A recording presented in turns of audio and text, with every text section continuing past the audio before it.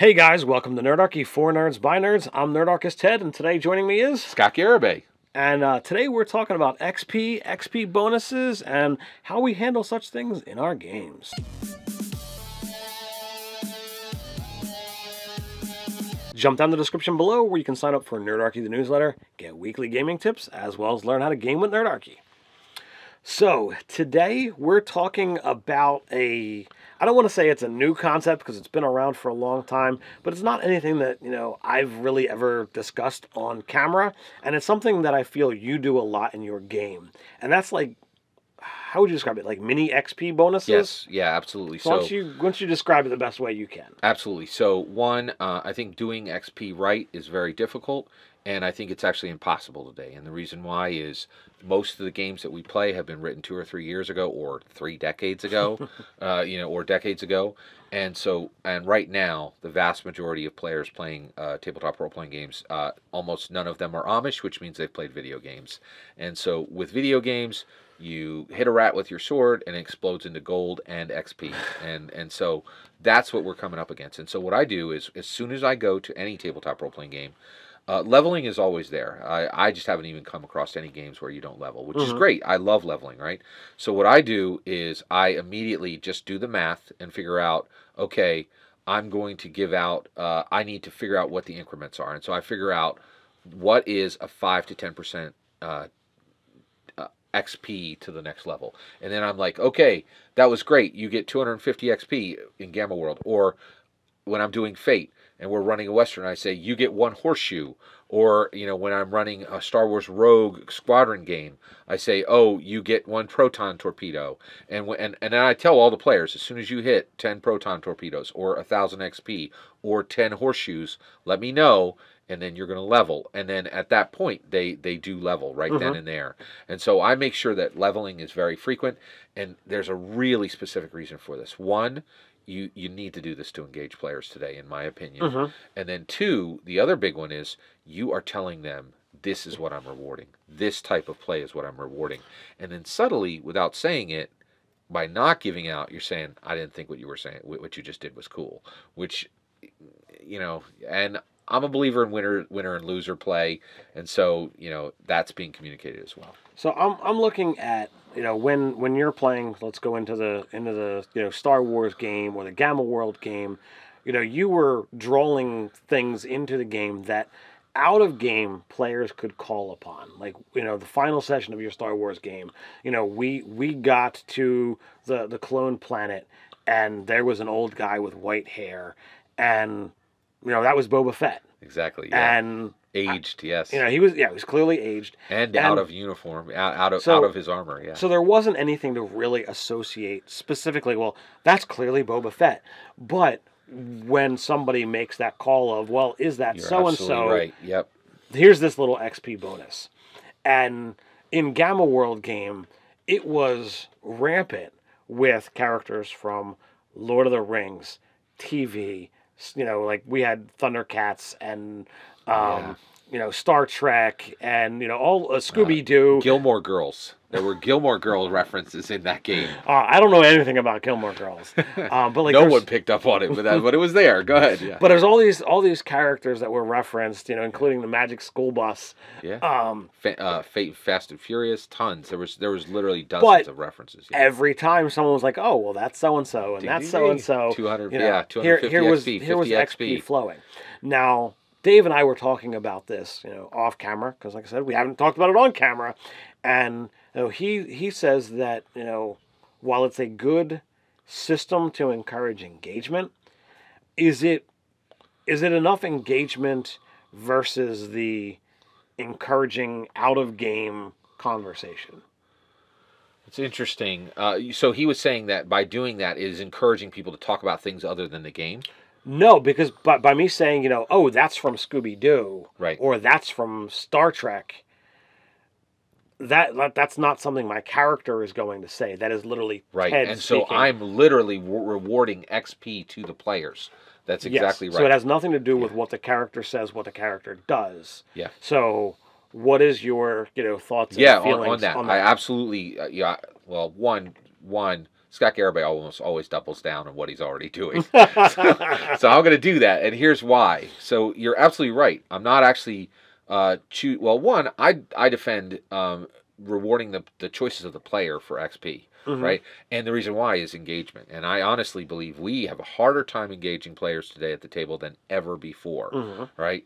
And honestly, I think you and David are in a situation where you are dealing with some of the best players in the area, like physically. Your YouTube has drawn so much, but most game masters are dealing with players who are constantly being drawn to their phone, constantly drawn to side conversations. Oh, I mean, I can actually, completely say that, in a recent non-recorded game, like I've had players who show up to the table, like I wasn't running, I would have said something, but like they spent most of the game on their phone because they did not spec out a character for the game, or they did not find a way for their character to be engaged. Right. And and honestly, I'm pretty brutal in how I run. In that, so one, I will absolutely engage players and reward them for the things that they're doing. If they're listening to the story and recognizing elements and jumping in and saying something fun that is exciting me and exciting maybe one or two other players and exciting them, I'm going to reward that with XP. And the other issue is, I honestly believe we really need to start, and we haven't even talked this up, but I'm going to bring the subject up here. You got to prune the tree, man. Like, I really feel you got to be ready to take players out. And so if you have players who are never getting the references, or they're not getting the references and they're just not engaged and they're continuing to fall back, nix them, man. Take them out of your game. I think, not everybody is as fortunate as I am to have as many people that are willing and able to come to my table. And this was even before we, started this little, YouTube channel thing. Yeah. But I mean, I've literally gamed at a table with 14 people. But see, what I'm calling people to is 3-player games. Honestly, I think, you can have an incredibly robust. People keep thinking that 3-player games are bad. They can be outrageously awesome because you have so much focus and you can tell so much story. We've seen that, with Dave's Scarlet Sisterhood game. Yeah. There's only ever been 3 players in the game. Right. And most of the time the sessions have been 2 players. Right. So like if you look at that, I mean there's clear example, and Dave is an excellent GM. I've been fortunate enough to, not only have been gaming with him for 2 decades, but I mean I literally learned most of what I know, for good or for ill, from him. Yeah. And granted, we're in 2017 at this point in time, so there's many other sources, and I've learned a lot from you and other GMs that I've done stuff with, in the last several years. But this is getting far afield from the individual XP thing. So I'll share my story on this. Many years ago, when I was in college or just out of college, I was playing a game called Necromunda. Now, this is a long out of print game, utterly fantastic, and it's a miniature combat game, put out by 40K people, and it's designed in a world of kill or be killed, everything is survival. But rather than dealing with an entire vast army of characters, you've got a small squad, and it could be if you're playing the Spires, you're literally dealing with 1 to 4, or if you're playing like the Scavies or the Rat Folk, you're dealing with 2 dozen. And it's anywhere in between. My guys usually were like 7 to 9 because I prefer the pit slaves. But I was running a campaign for Nate, my friend Matt, my friend Johnny, and there might have been some other people. But I decided, I wanted to do this little XP bonus things. And when I set out the terrain that they were going to fight in that night, I put in little nuggets, weapons from characters or broken arms from things. All of these were toys from, or pieces of toys from my childhood from in the 80s. Yeah. And I had a player who, when we laid out the map and I told him, okay, if you get your character to this thing and you can tell me what it was from, that character earns earns 5 XP. And he's like, dude, I grew up poor. I didn't have, toys from the 80s. I don't recognize any of this stuff. I mean, oh man, I feel like healed that I'm throwing this out there, and other players are going to be able to get these references, and this character's going to suffer, not just in the short term, but in the long term of the campaign, because there's probably 300 XP possibly out there that could be had, and he's not going to get any of it. So honestly, I think this totally deals with XP, right? Mhm. And one, that is an awesome story because that was a brilliant thing that you brought to your table, right? Mhm. The problem was not that you had brought forward this brilliant, awesome idea. The problem was that that player's parents had failed him, right? Like, or if or Ow! yeah, Sorry, my friend. So now actually, I guess you were saying that he was poor. That Yeah. was the issue. Yeah, I guess you're right. I got to back that up. You can't say that they failed him because being poor is not a failure of parenting. So here's my issue. That player's life experience was not as rich as the other player's life experience there, right? Right. Literally not as rich. Mhm. So my take on that would be, and I've been to, and actually, I am one of the Nerdarchy writers, and we talk about some deep subjects in the Nerdarchy writer thread, and one of them is, what is your game, right? Mhm. Is it a tabletop role playing game or is it a psychologist couch? Right. Because that's the issue. Did you need to fix a childhood trauma of this player, or did you need to go on with your game and use an awesome idea that blessed the rest of your players? I would say bless the rest of your players. Your game is not a psychologist couch. It wasn't about like, oh man, I brought up this sore issue with my my player. It really was a situation. I was like, okay, well, if the game continues, because it's not I'm a DM and they're all players and it's them versus me. I put out a story and it's them versus them. Yeah. So I'm allowing the other characters to get more powerful, which makes his challenges for the rest of the campaign arc that much more challenging. But here it goes into another question, and I will say this. So one, I don't pursue balance in my games anymore. Mhm. I feel balance. People who are pursuing balance don't understand tabletop role playing games. They don't understand Gygax. This is original Design. design exactly.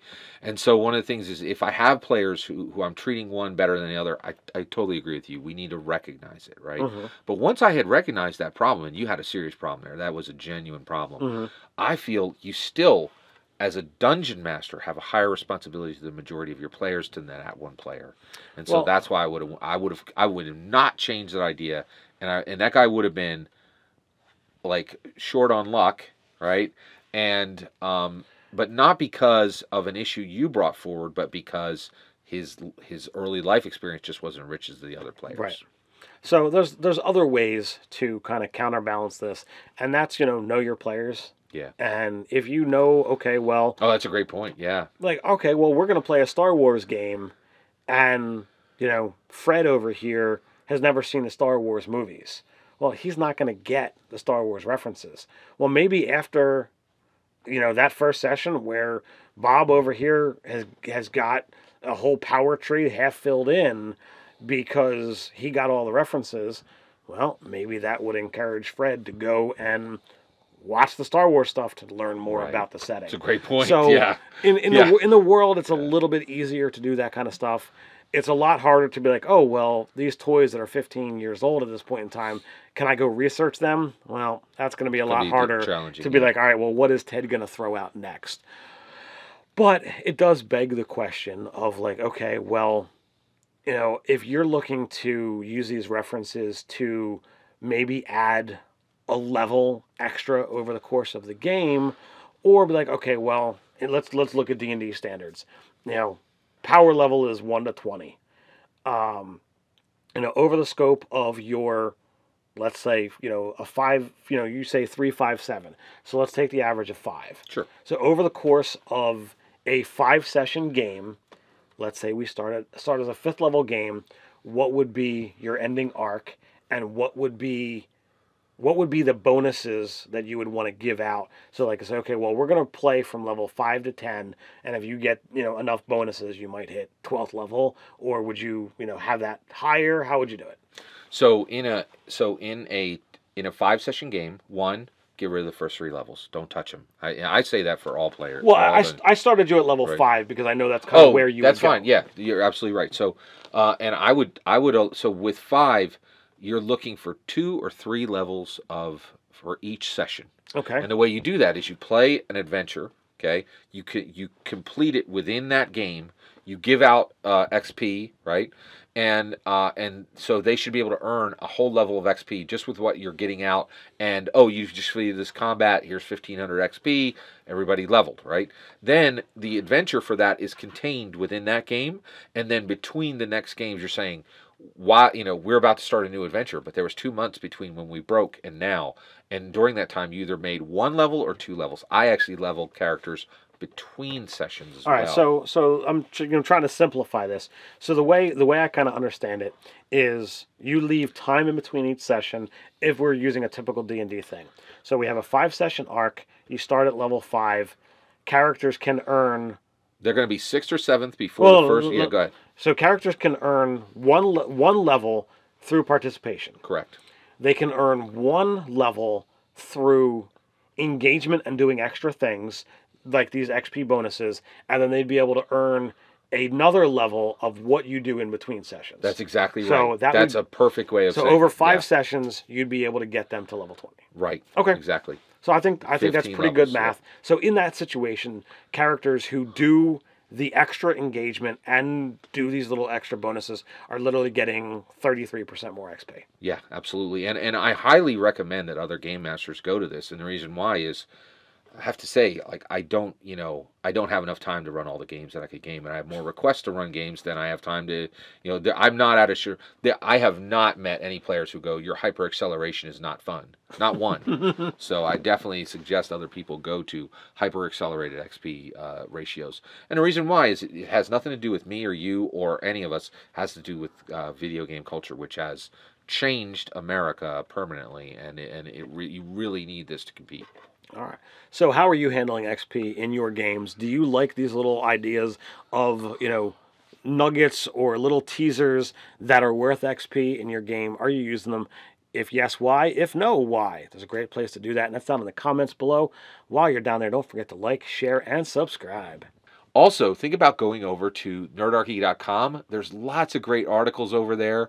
Right now, there's also points to podcasts that are now being put up, and there is really some wonderful articles on how to build a better Dungeons & Dragons character, and on lots of other great systems there as well, with including Fate and Cypher and a lot of other great ones. So, until next time, stay nerdy.